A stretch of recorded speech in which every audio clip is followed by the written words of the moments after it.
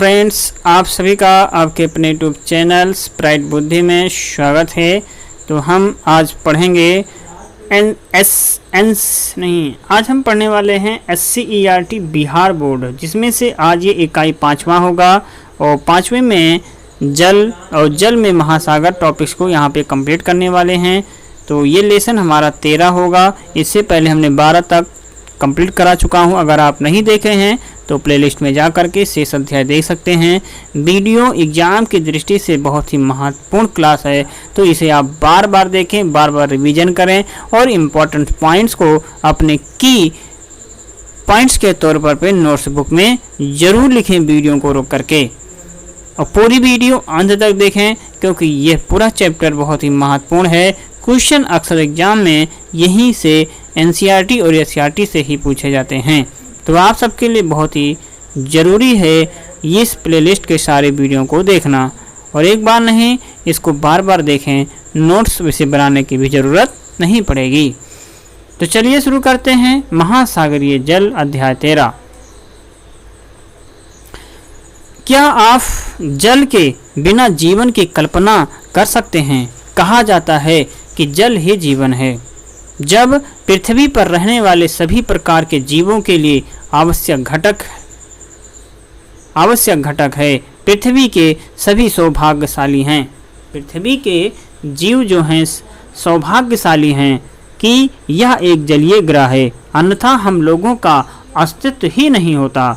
जल हमारे सौरमंडल का दुर्लभ पदार्थ है।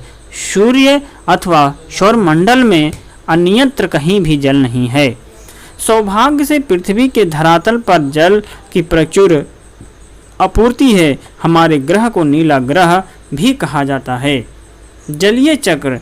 जल एक चक्रीय संसाधन है जिसका प्रयोग एवं पुनः प्रयोग किया जा सकता है। जल एक चक्र के रूप में महासागर से धरातल पर और धरातल से महासागर तक पहुंचता है। जलीय चक्र पृथ्वी पर, इसके नीचे व पृथ्वी के ऊपर वायुमंडल में जल के संचलन की व्याख्या करता है। जलीय चक्र करोड़ों वर्षों से कार्यरत है और पृथ्वी पर सभी प्रकार का जीवन इसी पर निर्भर करता है।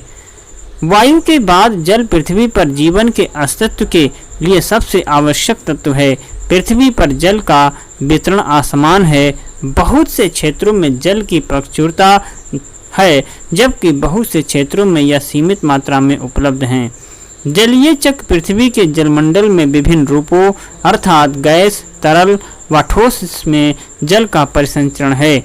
इसका संबंध महासागरों, वायुमंडल, भूपृष्ठ, अधः स्थल और जीवों के बीच जल के सतत आदान प्रदान से भी होता है। तो आप देख सकते हैं चित्र में जलीय चक्र का ये पूरा यहाँ पर दिया हुआ है, जिससे ये धरातल से महासागर और महासागर से धरातल पर पहुंचता रहता है। तो इसे ही जलीय चक्र कहा जाता है।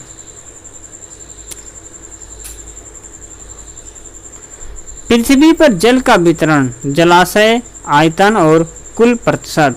तो महासागर में अगर बात किया जाए इसका आयतन, तो ये पूरा जो डाटा दिया हुआ है ये 10 लाख घन किलोमीटर में दिया हुआ है। तो अगर महासागर में 1370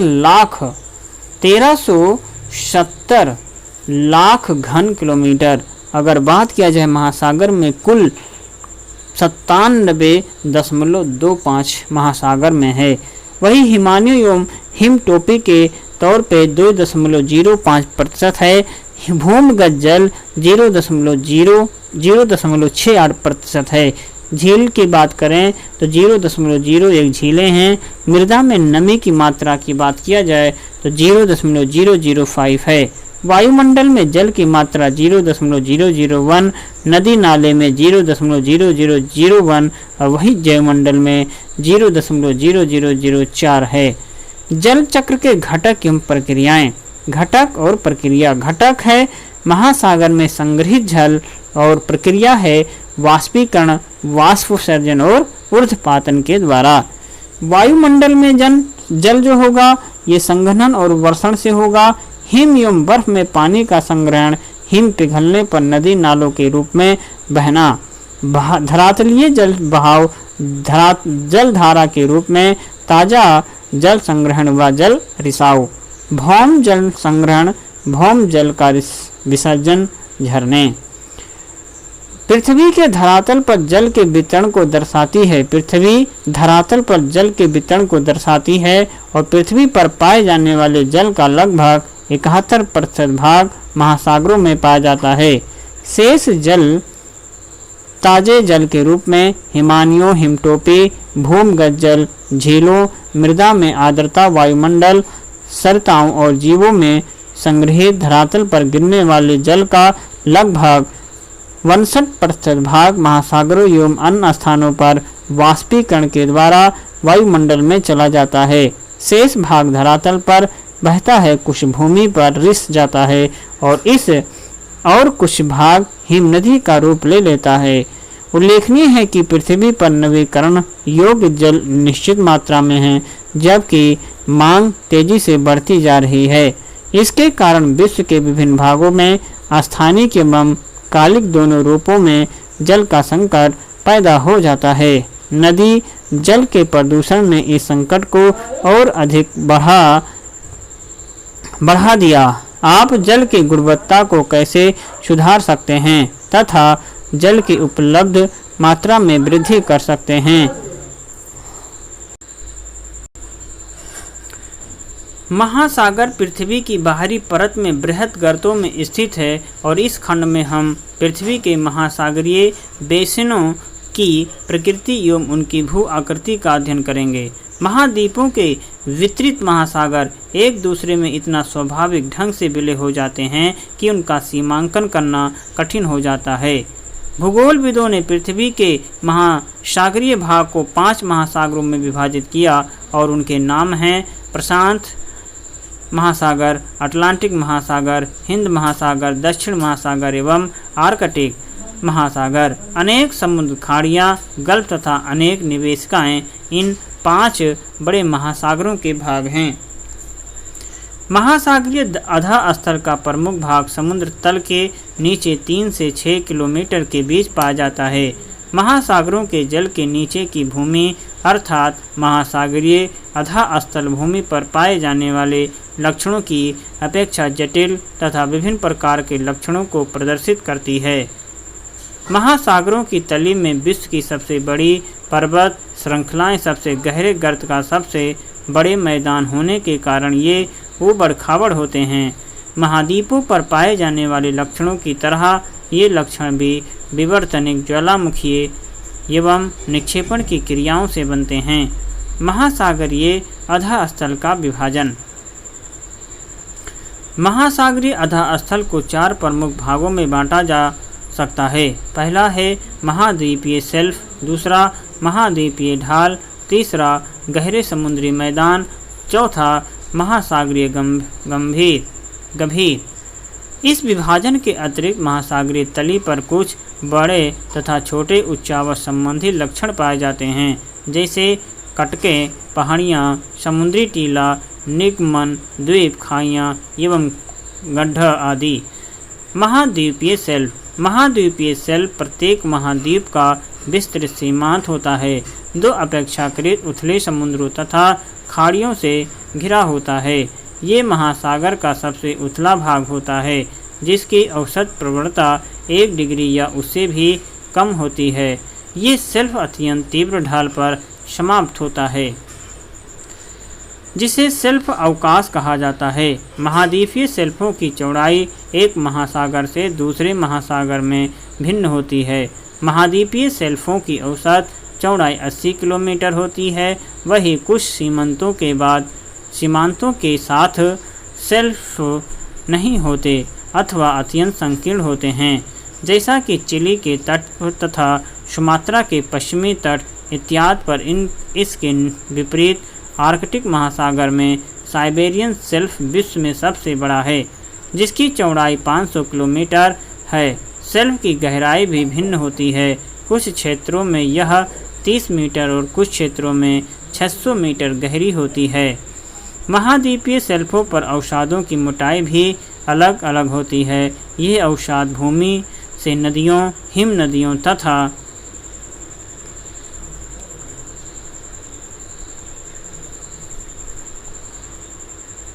हिम नदियों तथा पवन द्वारा लाए जाते हैं और तरंगों तथा धाराओं द्वारा वितरित किए जाते हैं। महाद्वीपीय शेल्फों पर लंबे समय तक प्राप्त स्थूल तलछटी अवसाद जीवाश्मी ईंधनों के स्रोत बनते हैं।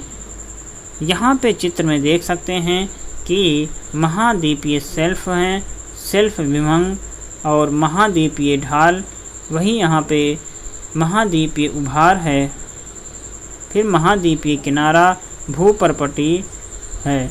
इसके बाद दूसरे चित्र में आप देख सकते हैं, इसमें 100 किलोमीटर तक सारी चीज़ों को हम समझें कि महाद्वीपीय ढाल यहाँ पे पढ़ेंगे और आप चित्रों में देख भी सकते हैं। महाद्वीपीय ढाल, महाद्वीपीय ढाल महासागरीय बेसिनों और महाद्वीपीय शेल्फ को जोड़ती हैं। इसकी शुरुआत वहाँ होती है जहाँ महाद्वीपीय शेल्फ की तली तीव्र ढाल में परिवर्तित होती जाती है। ढाल वाले प्रदेश की प्रवणता 2 से 5 डिग्री के बीच होती है और ढाल वाले प्रदेश की गहराई 200 मीटर एवं 3000 मीटर के बीच होती है। ढाल का किनारा महाद्वीपों की समाप्ति को इंगित करता है और इसी प्रदेश में कैनियन एवं खाइयाँ दिखाई देते हैं। कैनियन अर्थात गंभीर खड्ड दिखाई देता है। फिर है गंभीर सागरीय मैदान। गंभीर सागरीय मैदान महासागरीय बेसिनों के मंद ढाल वाले क्षेत्र होते हैं। ये विश्व के सबसे चिकने तथा सबसे सपाट भाग हैं। इनकी गहराई 3000 से 6000 मीटर के बीच होती है। यह मैदान महीन कणों वाले अवसादों जैसे मृत्तिका एवं गाद से ढके होते हैं। महासागरीय गर्त,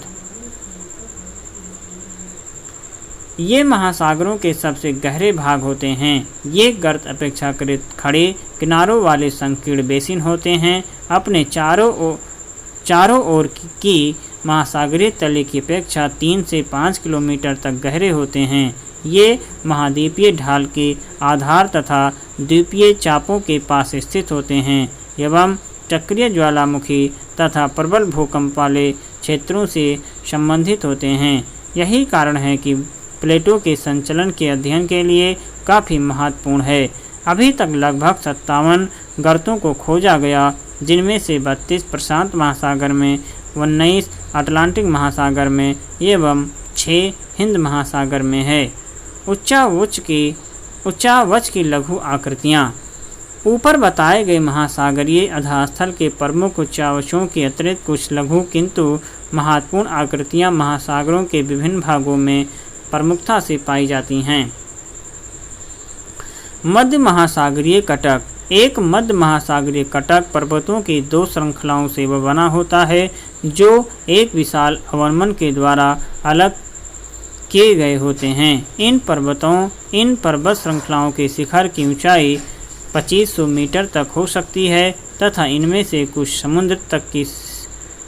समुद्र की सतह तक भी पहुंच सकती है। इसका उदाहरण आइसलैंड है, जो मध्य अटलांटिक कटक का एक भाग है। समुद्री टीला।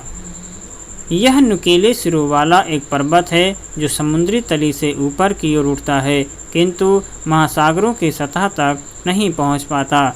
समुद्री टीले ज्वालामुखी के द्वारा उत्पन्न होते हैं। ये 3000 से 4500 मीटर ऊंचे हो सकते हैं। एम्परेर समुद्री टीला, जो प्रशांत महासागर में हवाई द्वीपों का विस्तार है, इसका एक अच्छा उदाहरण है। सबसे सपाट जलमग्न कैनियन।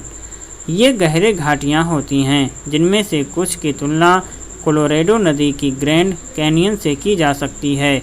कई बार ये बड़ी नदियों के मुहाने से आगे की ओर विस्तृत होकर के महाद्वीपीय शेल्फ व ढालों को आर पार काटती नजर आती हैं। हडसन कैनियन विश्व का सबसे अधिक जाना माना कैनियन है। निगमन द्वीप। ये है निगमन द्वीप। ये चपटे शिखर वाले समुद्री टीले हैं। इन चपटे शिखर वाले जलमग्न पर्वतों के बनने की अवस्थाएं क्रमिक अवतरण के साक्ष्यों के द्वारा प्रदर्शित होती हैं। अकेले प्रशांत महासागर में अनुमानतः 10,000 से अधिक समुद्री टीले एवं निमग्न द्वीप उपस्थित हैं। प्रवाल द्वीप, ये उष्णकटिबंधीय महासागरों में पाए जाने वाले प्रवाल भित्तियों से युक्त निम्न आकार के द्वीप हैं, जो कि गहरे अवमन को चारों ओर से घेरे हुए होते हैं। ये समुद्र का एक भाग हो सकता है या कभी कभी ये साफ खारे या बहुत अधिक जल को चारों तरफ से घेरे रहते हैं।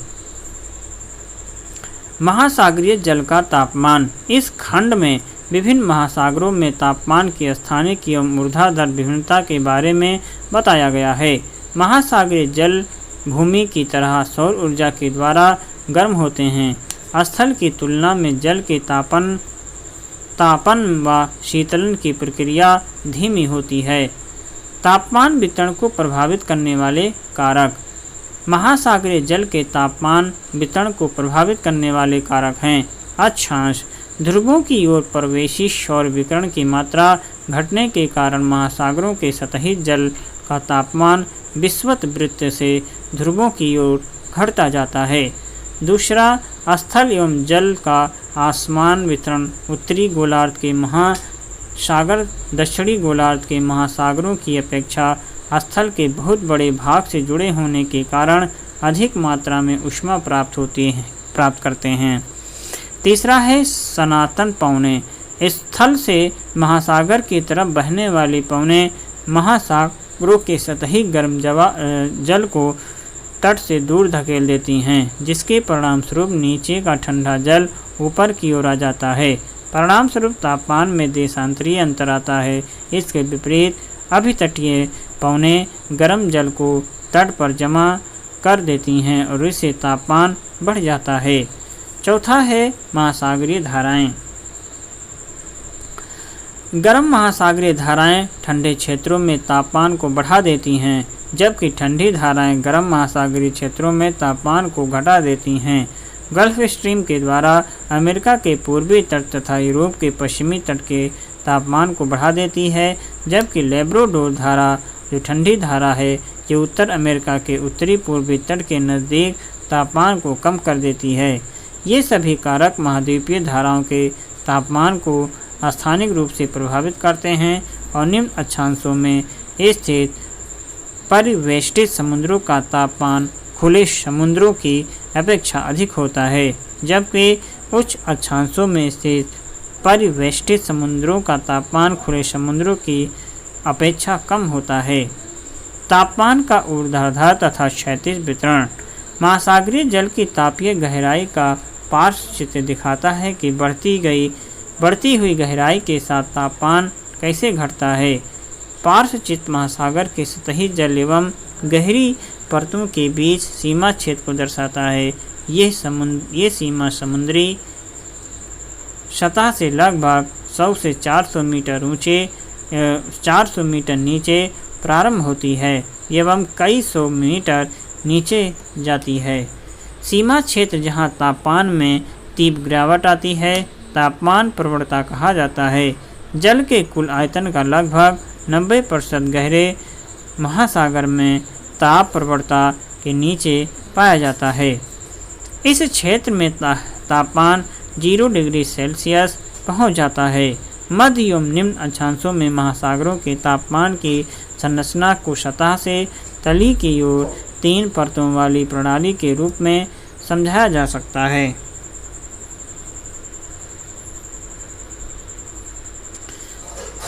पहली परत गर्म महासागरीय जल की सबसे ऊपरी परत होती है, जो लगभग 500 मीटर मोटी होती है और इसका तापमान 20 डिग्री से 25 डिग्री सेल्सियस के बीच होता है। उष्णकटिबंधीय क्षेत्रों में यह परत पूरे वर्ष उपस्थित होती है, जबकि मध्य अक्षांशों में यह केवल ग्रीष्म ऋतु में विकसित होती है।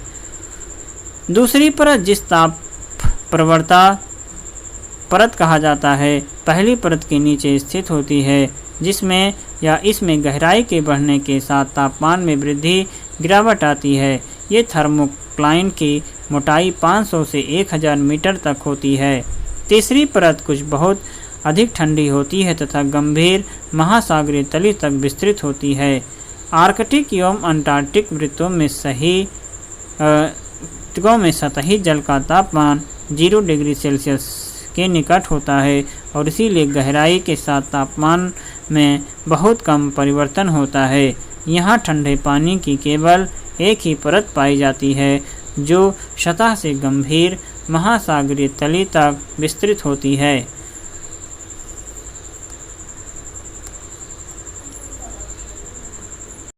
महासागरों की सतह के जल का औसत तापमान लगभग 27 डिग्री सेल्सियस होता है और यह विषुवत वृत्त से ध्रुवों की ओर क्रमिक ढंग से कम होता जाता है।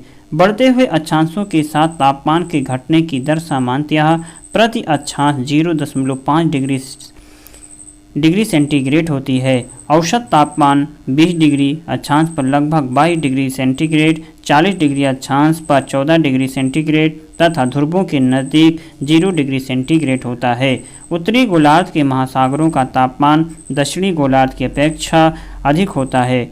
उच्चतम तापमान विषुवत वृत्त पर नहीं बल्कि इससे कुछ उत्तर की तरफ दर्ज किया जाता है। उत्तरी एवं दक्षिणी गोलार्ध का औसत वार्षिक तापमान क्रमशः 19 डिग्री से 16 डिग्री सेल्सियस के आसपास होता है। ये विभिन्नता उत्तरी एवं दक्षिणी गोलार्ध में स्थल एवं जल के असमान वितरण के कारण होती है। महासागरीय चित्र में जो है 13.4 में महासागरीय सतहों के तापमान के स्थानिक प्रारूप को दिखाया गया है। यह तथ्य भली भांति जाना जाता है कि महासागरों का उच्चतम तापमान सदैव उनकी ऊपरी सतहों पर होता है, क्योंकि वे सूर्य की ऊष्मा को प्रत्यक्ष रूप से प्राप्त करते हैं और यह ऊष्मा महासागरों के निचले भागों में संवहन की प्रक्रिया से पारित होती है। परिणामस्वरूप गहराई के साथ साथ तापमान में कमी आने लगती है, लेकिन तापमान के घटने की यह दर सभी जगह समान नहीं होती। 200 मीटर की गहराई तक तापमान बहुत तीव्र गति से गिरता है तथा उसके बाद तापमान के घटने की दर कम होती जाती है। महासागरों की सतह की तापमान का स्थानिक प्रतिरूप।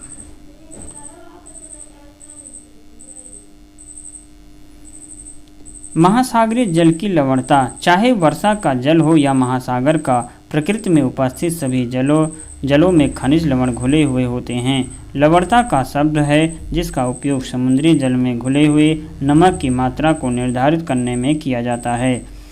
इसका परिकलन 1000 ग्राम समुद्री जल में घुले हुए नमक की मात्रा के द्वारा किया जाता है। इसे प्रायः प्रति 1000 भाग या पीपीटी के रूप में व्यक्त किया जाता है। लवणता समुद्री जल का महत्वपूर्ण गुण है। 24.7% की लवणता को खारे जल को सीमांकित करने का उच्च सीमा माना गया। महासागरीय लवणता को प्रभावित करने वाले कारक। महासागरों की सतह के जल की लवणता मुख्यतः वाष्पीकरण एवं वर्षण पर निर्भर करती है। तटीय क्षेत्रों में सतह के जल की लवणता नदियों के द्वारा लाए गए ताजे जल के द्वारा तथा ध्रुवीय क्षेत्रों में बर्फ के जमने एवं पिघलने की क्रिया से सबसे अधिक प्रभावित होती है। पवन भी जल को एक क्षेत्र से दूसरे क्षेत्र में स्थानांतरित करके लवणता को प्रभावित करती है। महासागरीय धाराएं भी लवणता में विभिन्नता उत्पन्न करने में सहयोग करती हैं। जल की लवणता, तापमान एवं घनत्व परस्पर संबंधित होते हैं, इसीलिए तापमान अथवा घनत्व में किसी भी प्रकार का परिवर्तन किसी क्षेत्र की लवणता को प्रभावित करता है। तो समुद्र जल में घुले हुए नमक जो प्रति किलोग्राम जल में नमक का ग्राम है। उच्चतम लवणता वाले क्षेत्र मृत सागर में 238% और टर्की का वान झील में 230%, वही ग्रेट साल्ट झील में 220% है। लवणता का क्षैतिज वितरण। सामान्य खुले महासागर की लवणता 33 से 37% के बीच होती। चारों तरफ स्थल से घिरे लाल सागर में यह 41% तक होती है, जबकि आर्कटिक एवं ज्वार नदमुख में मौसम के अनुसार लवणता 0 से 35% के बीच पाई जाती है। गर्म तथा शुष्क क्षेत्रों में जहाँ वाष्पीकरण उच्च होता है, कभी कभी वहाँ की लवणता 70% तक पहुँच जाती है। प्रशांत महासागर की लवणता में भिन्नता मुख्यतः इसके आकार एवं अधिक क्षेत्रीय विस्तार के कारण है। उत्तरी गोलार्ध के पश्चिमी भागों में लवणता 35% में से कम होकर के 31% हो जाती है, क्योंकि आर्कटिक क्षेत्र का पिघला हुआ जल वहां पहुंचता है और इसी प्रकार 15 से 20 डिग्री दक्षिण के बाद यहां तक के 33% तक घट जाती है। अटलांटिक महासागर की औसत लवणता 36% के लगभग है। उच्चतम लवणता 15 डिग्री से 200 डिग्री अक्षांश के बीच दर्ज की गई। अधिकतम लवणता 20 डिग्री नॉर्थ एवं 30 डिग्री नॉर्थ तथा 20 वेस्ट से 60 वेस्ट के बीच पाई जाती है। यह उत्तर की ओर क्रमिक रूप से घटती जाती है। उच्च अक्षांश में स्थित होने के बावजूद उत्तरी सागर में उत्तरी अटलांटिक प्रवाह के द्वारा लाए गए अधिक लवणीय जल के कारण अधिक लवणता पाई जाती है। बाल्टिक समुद्र की लवणता कम होती है, क्योंकि इसमें बहुत अधिक मात्रा में नदियों का पानी प्रवेश करता है। भूमध्य सागर की लवणता उच्च वाष्पीकरण के कारण अधिक होती है। काले सागर की लवणता नदियों के द्वारा अधिक मात्रा में लाए जाने वाले ताजे जल के कारण कम होती है। हिंद महासागर का औसत 35% है। बंगाल की खाड़ी में गंगा नदी के जल के मिलने से लवणता की प्रवृत्ति कम पाई जाती है। इसके विपरीत अरब सागर की लवणता उच्च वाष्पीकरण एवं ताजे जल की कम प्राप्ति के कारण अधिक है। विश्व के महासागर की लवणता को दर्शाता है। लवणता का ऊर्ध्वाधर वितरण। गहराई के साथ लवणता में परिवर्तन आता है, लेकिन इसमें परिवर्तन समुद्र की स्थिति पर निर्भर करता है। सतह की लवणता जल के बर्फ या वाष्प के रूप में परिवर्तित हो जाने के कारण बढ़ जाती है। यह ताजे जल के मिल जाने से घटती है, जैसा कि नदियों के द्वारा होता है। गहराई में लवणता लगभग नियत होती है, क्योंकि वहाँ किसी प्रकार से पानी का ह्रास या नमक की मात्रा में वृद्धि नहीं होती। महासागरों के सतही क्षेत्रों एवं गहरे क्षेत्रों के बीच लवणता में अंतर स्पष्ट होता है। कम लवणता वाला जल उच्च लवणता व घनत्व वाले जल के ऊपर स्थित होता है। लवणता साधारणतया गहराई के साथ बढ़ती है तथा एक स्पष्ट क्षेत्र, जिसे हेलोक्लाइन कहा जाता है, में ये तीव्रता से बढ़ती है। लवणता समुद्री जल के घनत्व को प्रभावित करती है। महासागरीय जल के स्तरीयकरण को प्रभावित करता है। यदि अन्य कारक स्थिर रहे तो समुद्री जल को बढ़ती लवणता उसके घनत्व को बढ़ाती है। उच्च लवणता वाला समुद्री जल प्रायः कम लवणता वाले जल के नीचे बैठ जाता है। इसमें लवणता का स्तरीकरण हो जाता है। तो इसके कुछ प्रश्नों को देखेंगे। उस तत्व की पहचान करें जो जलीय चक्र का भाग नहीं है। दूसरा क्वेश्चन, महाद्वीपीय ढाल की औसत गहराई निम्नलिखित के बीच होती है।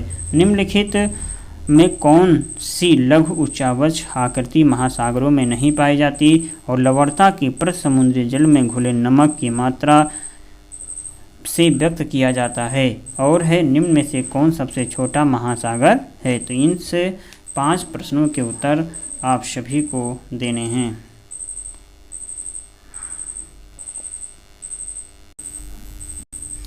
तो चलिए इन प्रश्नों के उत्तर को जानते हैं और समझते हैं इसका उत्तर क्या होगा। तो पहला क्वेश्चन है कि उस तत्व की पहचान करें जो जलीय चक्र का भाग नहीं है। तो वाष्पीकरण भाग है, वर्षण भी और संघनन, लेकिन जो जल योजन है ये उसका भाग नहीं है।